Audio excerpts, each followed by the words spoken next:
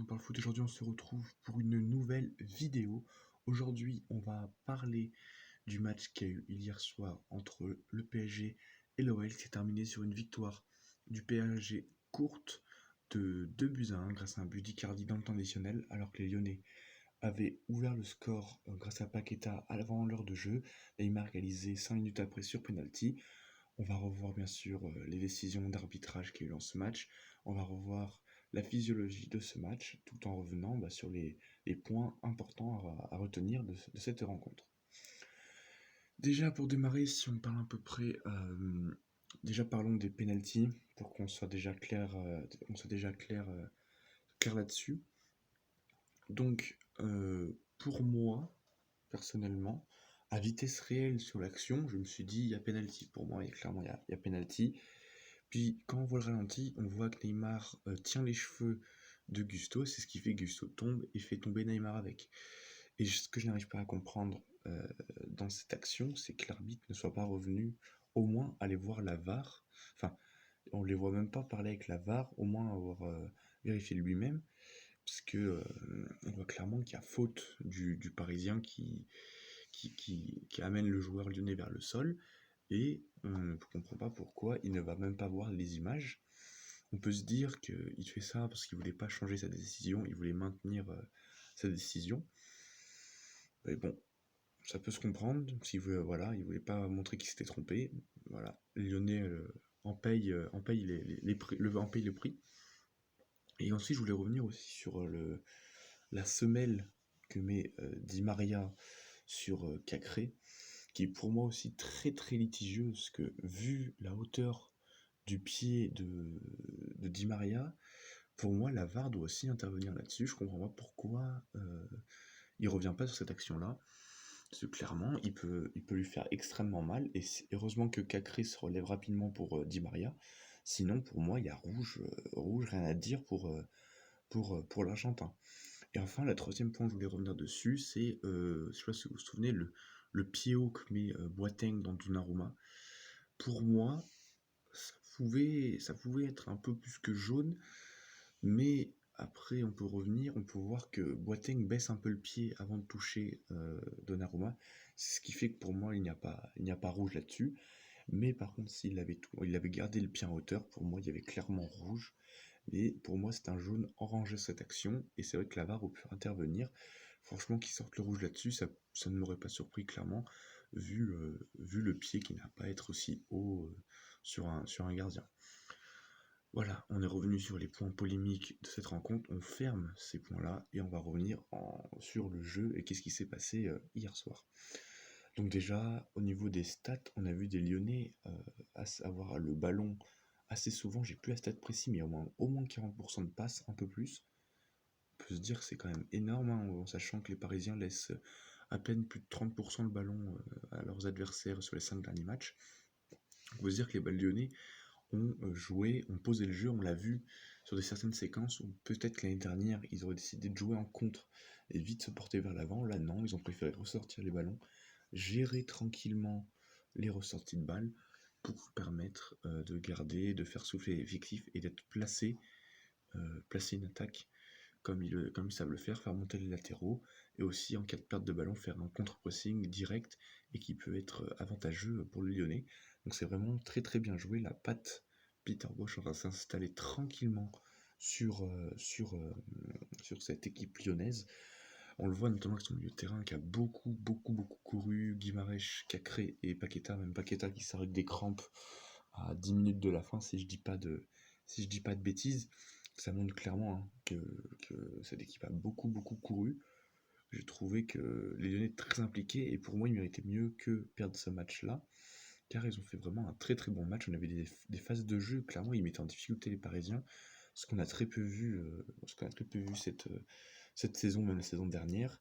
Ils ont obligé tous les Parisiens à défendre, ce qui est très très bien pour Lyon, parce que ça va fatiguer leurs attaquants qui seront ensuite moins bons en attaque. Donc Lyon, s'il continue comme ça, risque de faire une très très belle saison et risque d'être très très très chiant à jouer en Europa League, mais aussi en Ligue 1 pour Marseille, Monaco, etc. Enfin, si on regarde du côté du PSG, le PSG a montré qu'ils étaient quand même supérieurs à cette équipe de l'OL pour moi, J'ai trouvé que sur certaines actions, l'OL tenait, mais grâce à un dernier geste défensif, un sauvetage, un pied qui traînait. Parce que des fois, les Parisiens se retrouvent dans la surface et ont quand même eu pas mal d'occasions, notamment la barre de Messi, les plusieurs arrêts de Lopez. On a eu les frappes de Di Maria aussi, qui sont soit contrées, soit sauvées aussi par Lopez. Bref, Paris a eu beaucoup d'occasions, mais a été beaucoup mis en difficulté dès que l'OL avait le ballon. Ça leur faisait très très mal, surtout sur les côtés opposés. On le voyait, hein, même sur le but, ça arrive, où on a Guimarães qui fait la passe pour Toko Ekambi, si je dis pas de bêtises. C'est Toko Ekambi qui récupère la passe, où ils font renversement de balle, et que ça fait clairement la différence. Et ça a mis beaucoup en difficulté cette équipe de Paris. Donc Paris a encore beaucoup de choses à gérer, même si offensivement c'est plutôt intéressant à voir jouer. Mais par contre, défensivement, il y a quand même beaucoup de lacunes encore. C'est passé contre Lyon, mais pas sûr que ça passe contre City dans une semaine et demie en Ligue des Champions. Voilà, c'était mon petit débrief de ce match. Maintenant, on va revenir par les tops et les flops de ce match. Côté lyonnais, en top, je mettrais déjà Paqueta, qui a été excellent. Lopez aussi avec.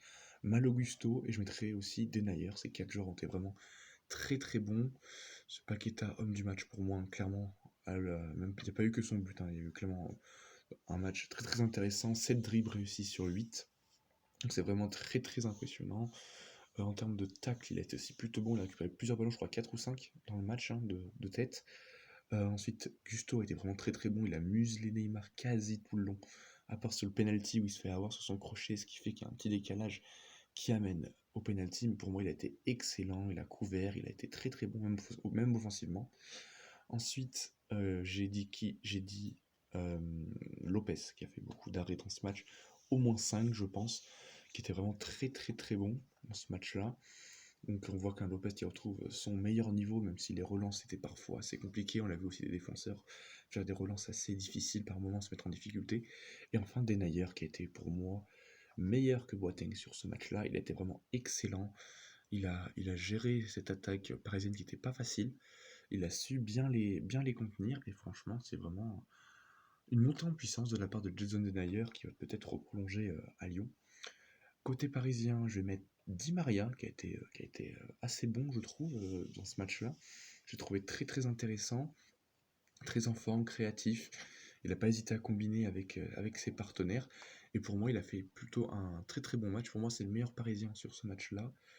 Ensuite, je vais mettre Ander Herrera, qui a fait quand même un plutôt bon match au milieu de terrain. Il a quand même réussi à gratter pas mal de ballons, à faire l'équilibre entre l'attaque et la défense, permettre aux Parisiens de se replacer. Et avec lui, je mettrais globalement le milieu de terrain parisien, qui a quand même été pas mauvais, contre un milieu lyonnais très compliqué à gérer. Ils sont quand même bien débrouillés pour contrôler, pour faire apporter l'équilibre, alors qu'il y avait quand même 4 joueurs offensifs devant, donc le milieu parisien était plutôt bon. Au niveau de mes flops, je mettrais déjà Thilo Kehrer sur le côté droit, non, parisien plutôt, sur le côté droit parisien qui était vraiment. Ça a été très compliqué pour lui. Je mettrais déjà Thilo Kehrer, je mettrais Messi, qui n'a pas non plus été encore incroyable, flamboyant. Enfin, c'est un flop, même s'il a fait un bon match, mais c'est pas au niveau auquel on l'attend. Parce que clairement, Messi, on l'attend à un très haut niveau. Il a eu différentes occasions, il les a pas mises. Même dans le jeu, on le voyait plus trop. En deuxième mi-temps, il s'est complètement éteint. Et donc, d'où sa sortie à la 75e. Donc, Messi aussi, je mettrais parmi les flops. Et je vois pas d'autres Parisiens à mettre dans les flops, ni Lyonnais, parce que les Lyonnais ont été assez solides. Et je vois pas d'autres flops à mettre, où on peut mettre l'arbitre, à la rigueur Clément Turpin, qui était vraiment très mauvais sur ce match-là. Mais ou sinon, je ne vois pas de flop. Maintenant, à suivre pour ces deux équipes, on va retrouver un match dès mercredi. Les deux équipes vont recevoir, Paris reçoit Metz. Paris reçoit donc Metz qui est relégable si je dis pas de bêtises. Et l'OL va recevoir 3 qui sort d'un match nul contre Montpellier.